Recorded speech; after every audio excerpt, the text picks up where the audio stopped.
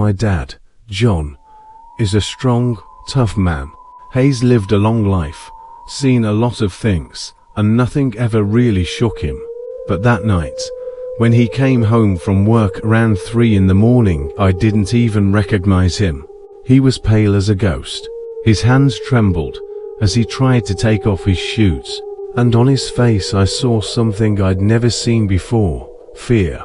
Now, years ago, when he first started this strange job, I might not have been surprised. You see, my dad works at the city crematorium, and over the years, Hayes seen it all. Grief, tears, tragedy. It became routine for him. At first, he used to come home broken, sometimes even crying. Sitting at the table with a glass of vodka, he'd tell us about burning a child's coffin, or about the families in mourning. But over time, he got used to it. Just like a cook gets used to making dishes every night, or a mechanic to fixing cars, death became his job. But that night was different. He stumbled into the kitchen, grabbed a bottle, poured himself a full glass, and downed it in one go. That's when my mom woke up. She saw his face, pale and twitching, and knew something was wrong. Finally, after a long silence, Dad started talking. Earlier that day, a woman had come in. Her daughter had just died cancer, apparently. The girl was young, beautiful, way too young to be in a coffin. But the mother, she was strange. She kept pushing them to hurry, asking if they could speed things up. Even tried to slip Dad money to move her daughter to the front of the line. Dad refused, of course. He said the way she looked at him when he turned her down, it made his blood run cold. Later that evening, the coffin arrived. But it wasn't really a coffin, it was just a rough wooden box, nailed shut, already giving off the stench of decay. Dad and his co-worker, Mike, had to pry it open. Inside was the girl. Yes, it was her, the same girl from the photo. But her body, it was already decomposing. The death certificate said she'd died just yesterday. That wasn't possible. Still, they loaded the coffin into the furnace. The flames roared and then, suddenly, they died out. The fire just went out. Dad checked the controls, restarted the furnace. Again, flames shot up then died. That's when he noticed it.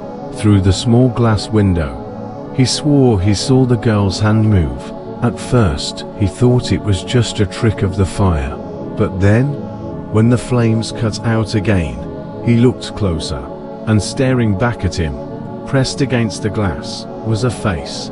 But it wasn't the girl's face anymore. It was something else. Charred flesh, no eyes, no nose, no mouth, just a black, split head crawling with worms and insects. He snapped a picture with his phone to prove to himself it was real. And when he showed it to me later, I knew it wasn't Photoshop. I knew my dad wasn't lying. Inside the furnace, something banged and roared, shaking the walls.